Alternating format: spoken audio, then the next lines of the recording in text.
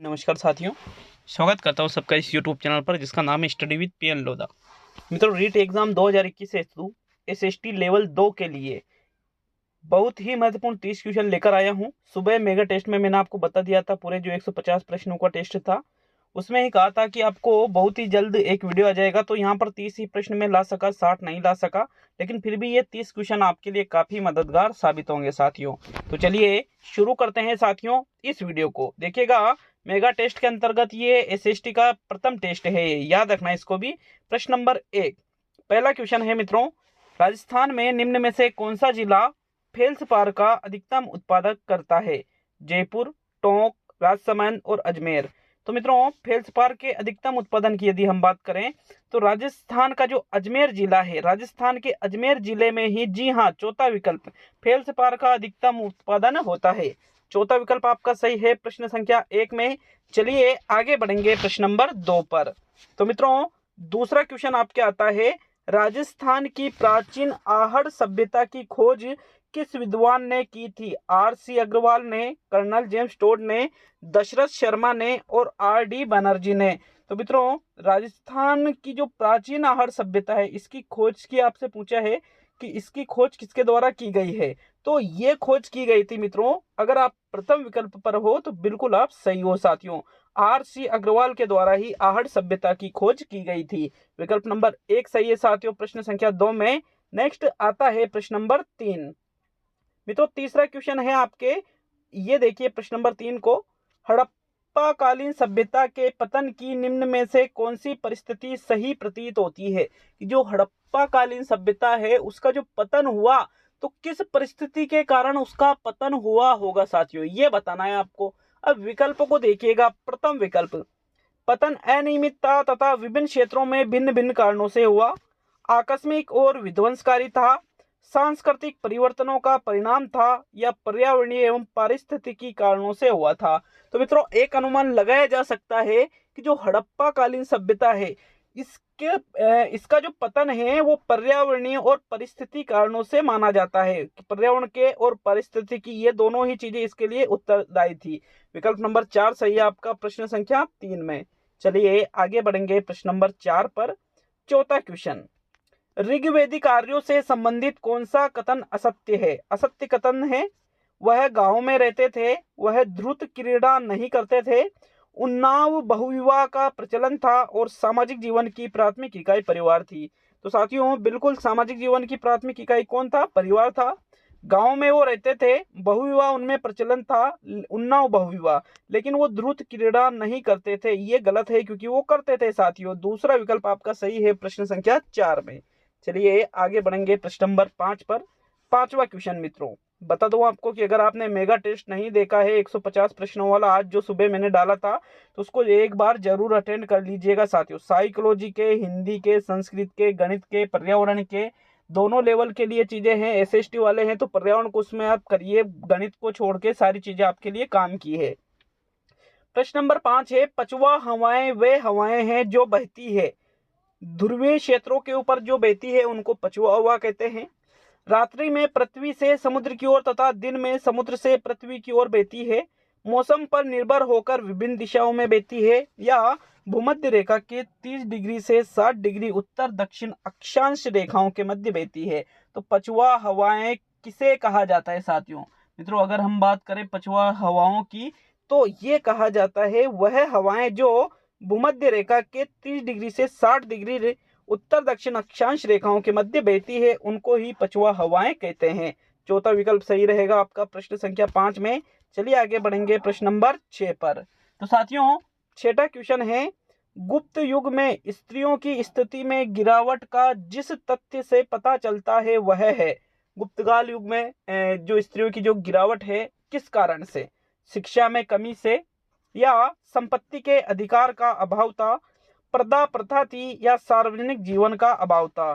तो मित्रों देखिएगा, शिक्षा में कमी, पर्दा प्रथा ये नहीं बल्कि संपत्ति के अधिकार का उनमें अभाव था। साथियों, संपत्ति का अधिकार सिर्फ पुरुषों को ही था, ये इनको नहीं दिया गया था, इसलिए इनकी स्थिति में गिरावट का इस बात से पता चलता है। दूसरा विकल्प आपका सही रहेगा छठे क्वेश्चन में। नेक्स्ट प्रश्न नंबर 7, अकबरनामा की कौन सी जिल्दी को आईने अकबरी कहा जाता है? प्रथम, द्वितीय, तृतीय और चतुर्थ। तो मित्रों अकबरनामा की जो तृतीय जिल्दी है इसको ही आईने अकबरी के नाम से जाना जाता है। विकल्प नंबर 3 सही है साथियों प्रश्न संख्या 7 में।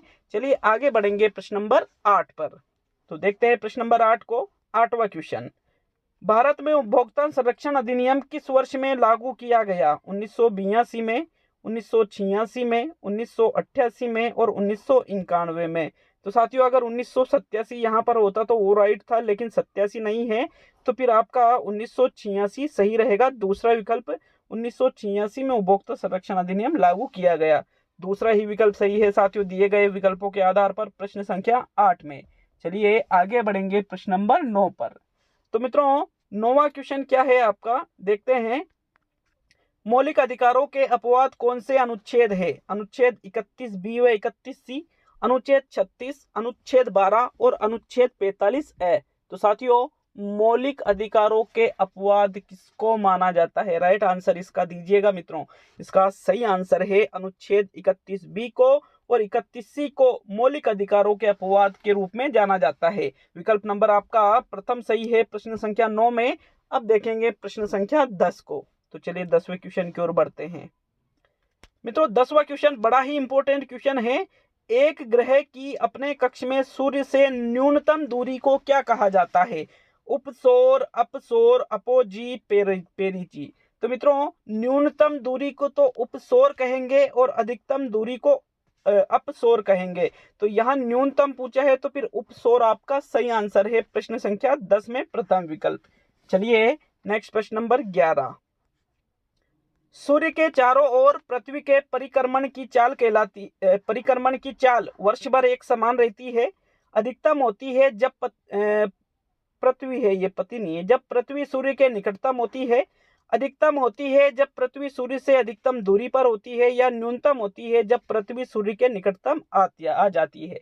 तो मित्रों देखिए जो सूर्य के चारों ओर पृथ्वी का परिक्रमण होता है इसमें इसकी चाल हमेशा ही एक जैसी बनी रहती है साथियों। न्यूनतम और अधिकतम नहीं होती है बल्कि सदैव एक जैसी ये बनी रहती है। प्रथम विकल्प आपका सही रहेगा प्रश्न संख्या 11 में। चलिए आगे बढ़ेंगे प्रश्न संख्या 12 की ओर। 12वां क्वेश्चन, मेवाड़ चित्र शैली के प्रसिद्ध चित्र कलीला दमना का चित्रण मेवाड़ के किस शासक के काल में हुआ? महाराणा अमर सिंह, महाराणा संग्राम सिंह द्वितीय, महाराणा जगत सिंह द्वितीय और महाराणा स्वरूप सिंह। तो देखिए कलीला दमना की पूछा है तो यह हुआ था महाराणा संग्राम सिंह द्वितीय या सेकंड के समय। दूसरा विकल्प आपका सही है। मैं एक बात और बता दूं, अगर डाउट है प्रश्न पर तो बिल्कुल कमेंट करिए, मैं उसका पूरा सॉल्यूशन करूंगा साथियों। मेगा टेस्ट में भी मैंने कहा था कि आज शाम तक आप डाउट के ऊपर कमेंट कर दीजिए, कल उनका सॉल्यूशन कर दिया जाएगा साथियों। यहाँ पर भी कह रहा हूँ कि डाउट है तो बिल्कुल कमेंट कर दीजिए, सॉल्यूशन उसका कर दिया जाएगा। चलिए नेक्स्ट प्रश्न नंबर 13 पे आते हैं। 13वां क्वेश्चन, कोटा राज्य प्रजामंडल का प्रथम अधिवेशन कब हुआ था? 1926 ईस्वी में, 1928 ईस्वी में, 1929 ईस्वी में और 1942 ईस्वी में।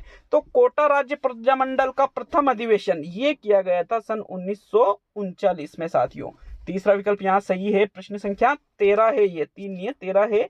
नेक्स्ट प्रश्न संख्या 14, किस राजपूत सरदार ने खानवा के युद्ध में राणा सांगा के घायल हो जाने के बाद उसका राज्य चिन्ह धारण करके युद्ध को जारी रखा था? झाला बीदा, झाला अज्जा, मालदेव और मेदिनी राय। तो मित्रों राणा सांगा जब घायल हो गया था खानवा के युद्ध में तो उनका जो राज्य चिन्ह था वो झाला अज्जा के द्वारा धारण किया गया था और उनके द्वारा इस सांगा बनकर युद्ध लड़ाया गया था। दूसरा विकल्प आपका सही है प्रश्न नंबर 14 में। नेक्स्ट देखेंगे प्रश्न नंबर 15, निम्न में से गरासिया जनजाति का नृत्य नहीं है? मौर्या, मांडल, कूद और रमणी, कौन सा गरासिया जनजाति का नृत्य नहीं है? तो मित्रों मौर्या, मांडल और कूद ये तीनों तो गरासिया जनजाति के नृत्य हैं, लेकिन रमणी ये गरासिया का नहीं है मित्रों। चौथा विकल्प आपका बिल्कुल सही है प्रश्न संख्या 15 में। चलिए आगे बढ़ेंगे प्रश्न नंबर 16 पर। ज्यादा टाइम लूंगा नहीं, वापिस कह रहा हूँ कंफ्यूजन है तो उसका सोल्यूशन किया जाएगा साथियों। तो चलिए 16वें क्वेश्चन की ओर बढ़ेंगे साथियों। चलते हैं प्रश्न नंबर 16 पर। किस मेले को सहरिया जनजाति का कुंभ कहा जाता है? बेनेश्वर मेला, सीताबाड़ी का मेला, फूल डोल मेला और सीता माता का मेला। तो साथियों सहरिया जनजाति का कुंभ किसे कहेंगे? राइट आंसर दीजिएगा प्रश्न संख्या 16 में। कौन सा आंसर आपके अनुसार सही रहेगा? तो मित्रों सहरिया जनजाति का कुंभ ये होता है सीताबाड़ी का जो मेला है उसको ही सहरिया जनजाति का कुंभ कहते हैं। दूसरा विकल्प सही है प्रश्न 16 में। चले नेक्स्ट प्रश्न नंबर 17। आप हमें कमेंट करके बताइए सीताबाड़ी का मेला कब लगता है साथियों 16वें क्वेश्चन में। चले नेक्स्ट प्रश्न नंबर 17। चेरापूंजी में विश्व में सबसे अधिक वर्षा होती है क्योंकि वहाँ उच्च तापमान रहता है, वहाँ वर्ष भर वर्षा होती रहती है, वहाँ की पहाड़ियाँ कीप की आकृति की है और वहाँ निम्न दाब रहता है। तो मित्रों चेरापूंजी में सबसे अधिक वर्षा, विश्व में सबसे अधिक वर्षा क्यों होती है, इसका एक कारण है साथियों क्योंकि वहाँ की जो पहाड़ियाँ हैं वो कीप की आकृति की बनी हुई है। ऐसी आकृतियां साथियों जिसके कारण ही सर्वाधिक वर्षा वहां होती है। तीसरा विकल्प सही है प्रश्न नंबर 17 में। चलिए आगे बढ़ेंगे प्रश्न नंबर 18 पर। 18वां क्वेश्चन, राजस्थान का दूसरा सबसे ऊंचा पठार कौन सा है? उड़िया का पठार, गोगुंदा का पठार, आबू का पठार और भोराट का। तो प्रश्न क्या पूछ रहा है? सबसे ऊंचा नहीं पूछ रहा है, दूसरा सबसे ऊंचा पूछ रहा है। ऐसा नहीं कि आप सबसे ऊंचे पे सोचने लग जाए, दूसरा सबसे ऊंचा। तो दूसरा सबसे ऊंचा है आबू का पठार। साथियों कमेंट करके बताइए कि सबसे ऊंचे पठार की अगर हम बात करें तो वो कौन सा है राजस्थान का। दूसरा तो आबू का है, प्रथम हमें आप कमेंट करके जरूर जाइएगा साथियों। चलिए नेक्स्ट प्रश्न नंबर 19 पर आते हैं। 19वां क्वेश्चन क्या है साथियों? निम्न में से असंगत कथन है, असंगत जो गलत है। विश्व में सर्वाधिक जल विद्युत उत्पादन चीन में होता है। विश्व में कोयले से सर्वाधिक विद्युत उत्पादन चीन में होता है। विश्व में परमाणु ऊर्जा से सर्वाधिक विद्युत उत्पादन फ्रांस में होता है। और भारत में पवन ऊर्जा की सर्वाधिक संभाव्यता गुजरात में है। तो मित्रों देखिएगा असंगत कथन चौथा बिल्कुल सही है। भारत में पवन ऊर्जा की सर्वाधिक संभाव्यता किस राज्य में है? गुजरात में। पहला बिल्कुल सही है, सर्वाधिक जल विद्युत उत्पादन चीन में होता है। दूसरा बिल्कुल सही है, कोयले से सर्वाधिक विद्युत उत्पादन चीन में ही होता है। लेकिन विश्व में परमाणु ऊर्जा का सर्वाधिक विद्युत उत्पादन फ्रांस में नहीं बल्कि यूएसए में, अमेरिका में होता है साथियों। इसलिए तीसरा विकल्प आपका राइट आंसर रहेगा प्रश्न संख्या 19 में। चलिए आगे बढ़ेंगे प्रश्न नंबर 20 पर। 20वां क्वेश्चन, प्लेटिनम की विशेषताओं में कौन सी विशेषता तर्क संगत है? कैंसर निदान के लिए ये उपयोग इसका किया जाता है। ज्वेलरी उद्योग में इसका उपयोग किया जाता है। यह विद्युत का सुचालक है और उपरोक्त सभी। तो साथियों प्लेटिनम एक धातु होती है जिससे कैंसर के निदान के लिए भी उपयोग करते हैं, ज्वेलरी उद्योग में भी उपयोग करते हैं, विद्युत का सुचालक भी है। मतलब उपरोक्त सभी जो विशेषताएं हैं ये प्लेटिनम की विशेषताओं से मैच करती है। तो चौथा विकल्प आपका सही है प्रश्न संख्या 20 में। चलिए आगे बढ़ेंगे प्रश्न नंबर 21 पर। 21वां क्वेश्चन, राजस्थान में अरावली पर्वतमाला की विशेषताओं में कौन सा बिंदु असत्य है? अरावली पर्वतमाला की जो विशेषताएं हैं उनमें से असत्य कथन बताइएगा। पहला है इनमें मुख्यतः क्वार्टजाइट, नीस, शिस्ट एवं ग्रेफाइट चट्टानें हैं। यह पर्वतमाला उत्तर पूर्व से दक्षिण पश्चिम तक अरब सागर से आने वाली दक्षिण पश्चिमी मानसूनी पवनों के समांतर है। इससे निकली मरुस्थल के पूर्व में विस्तार को रोकता है। यह पश्चिमी नदियों की जो घाटियां हैं उनमें कई सभ्यताएं विकसित हुई है जैसे आहड़, बालाथल, बागेर आदि। तो साथियों देखिएगा बिल्कुल सभ्यताएं विकसित हुई है। इसमें नीस, शिस्ट, ग्रेफाइट जैसी चट्टानें हैं। लेकिन ये जो पर्वतमाला है ये उत्तर पूर्व से दक्षिण पश्चिम तक अरब सागर से आने वाली दक्षिण पश्चिमी मानसूनी पवनों के समांतर है। ये कथन क्या है? गलत है साथियों। दूसरा विकल्प आपका सही है प्रश्न नंबर 21 में। नेक्स्ट आते हैं प्रश्न नंबर 22 पर। जल के संकट के कारण निम्न में से कौन सा कारण सम्मिलित नहीं है? जल के दुरुपयोग को रोकने के लिए प्रभावी कानून का अभाव, कुशल कृषि जल प्रबंधन, तीव्रता से बढ़ता औद्योगिकीकरण और प्रतिबंधित क्षेत्रों में नलकूपों द्वारा सूचित खेती।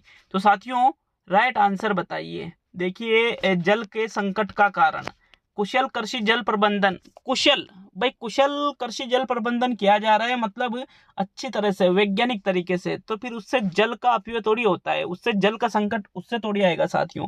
इसलिए यहाँ दूसरा विकल्प आपका सही रहेगा प्रश्न नंबर 22 में। चलिए आगे बढ़ेंगे प्रश्न नंबर 23 पर। झूमिंग कृषि प्रणाली मुख्यतः अपनाई जाती है पंजाब हरियाणा में, बंगाल बिहार में, गुजरात, महाराष्ट्र में और मणिपुर, मेघालय में। तो एक बार हमें कमेंट करके बताएं जूमिंग कर्सी का मतलब होता क्या है। साथियों ये देश के मणिपुर और मेघालय में अपनाई जाती है सबसे ज्यादा। चौथा विकल्प सही है प्रश्न नंबर 23 में। चलिए देखेंगे प्रश्न नंबर 24 को। 24वां क्वेश्चन है, कागजी टेराकोटा के लिए प्रसिद्ध है उदयपुर, जोधपुर, भरतपुर और अलवर। तो कागजी की पूछे तो कागजी में आपका राइट आंसर रहेगा अलवर। राजस्थान का अलवर जिला कागजी टेराकोटा के लिए प्रसिद्ध है साथियों। चौथा विकल्प आपका सही रहेगा प्रश्न नंबर 24 में। चलिए आगे बढ़ेंगे प्रश्न नंबर 25 पर। 25वां क्वेश्चन मित्रों, निम्न में से कौन सा कथन सही है। गणेश्वर एक उत्खनन स्थल नहीं है, बेराट एक ग्राम्य सांस्कृतिक केंद्र था, कालीबंगा लोहे युगीन संस्कृति का एक उदाहरण था, और आहड़ वासियों का महत्वपूर्ण व्यवसाय अयस्क तांबे का गलाना तथा ताम्र वस्तुएं बनाना था। तो सही कथन बताना है, जो कथन सही है। प्रश्न नंबर 25 में राइट आंसर बताइएगा साथियों। 25 में जो राइट आंसर है वो रहेगा 25वें में चौथा विकल्प। आहड़ वासियों का महत्वपूर्ण व्यवसाय अयस्क तांबे को गलाना और ताम्र वस्तुएं बनाना था। आपका चौथा विकल्प 25 में सही है, बाकी ये कथन क्या है, असत्य है। चलिए नेक्स्ट प्रश्न नंबर 26। राजस्थान के किस दुर्ग को जमीन का जेवर कहा जाता है। जूनागढ़, मेहरानगढ़, मांडलगढ़ और भटनेर का किला। तो साथियों राजस्थान का जो जूनागढ़ है उसको ही जमीन का जेवर कहते हैं। जमीन का जेवर जूनागढ़, इस प्रकार से याद रख सकते हो, जूनागढ़ जमीन का जेवर। प्रश्न नंबर 26 में प्रथम विकल्प सही है। नेक्स्ट आता है प्रश्न नंबर 27। सांझी माता किसे माना जाता है। संतोषी माता को, पार्वती माता को, लक्ष्मी माता को और सीता माता को। तो मित्रों सांझी माता पार्वती माता को माना जाता है। किसका प्रतीक है सांझी, पार्वती का प्रतीक है। विकल्प नंबर 2 सही है आपका प्रश्न नंबर 27 में। अब देखेंगे प्रश्न नंबर 28 को। दिन व रात होने का क्या कारण है। पृथ्वी का अपने अक्ष पर घूर्णन करना, पृथ्वी के अक्ष का झुकाव, पृथ्वी के सापेक्ष सूर्य की गति और सूर्य के चारों ओर पृथ्वी का परिक्रमण। तो दिन रात क्यों बनते हैं, इसलिए बनते हैं क्योंकि पृथ्वी का अपने अक्ष पर घूर्णन होता है साथियों। पृथ्वी अपने ही अक्ष पर घूमती है जिसके कारण ही रात दिन बनते हैं साथियों। प्रथम विकल्प सही है 28 में। नेक्स्ट आता है प्रश्न नंबर 29। ओजोन परत में छिद्र का पता सर्वप्रथम किसने लगाया। हेडली ने, होम्स ने, फोरमैन ने या डोली ने। तो सर्वप्रथम पते की बात करें, ओजोन परत में छिद्र का सबसे पहले पता लगाने का कार्य फोरमैन के द्वारा किया गया था साथियों। तीसरा विकल्प सही है 29 में। अब अंतिम और 30वां क्वेश्चन देखेंगे। 30वां क्वेश्चन साथियों, वीडियो अच्छा लगे तो लाइक शेयर करना नहीं भूलिएगा साथियों। ये एक्स्ट्रा मैटर है, यूं मान के चलिए आप। मित्रों देखिएगा कि ये जो इतनी मेहनत हो रही है ये आपके लिए हो रही है। याद रखना कि अगर एग्जाम में क्वेश्चन आएंगे तो आपके आएंगे, सही होंगे तो आपके होंगे। इसलिए वीडियो को लाइक जरूर करिएगा ताकि हमें मोटिवेशन मिले और वीडियो बनाने के लिए साथियों। भारत का सबसे बड़ा व्यापारिक बैंक कौन सा है।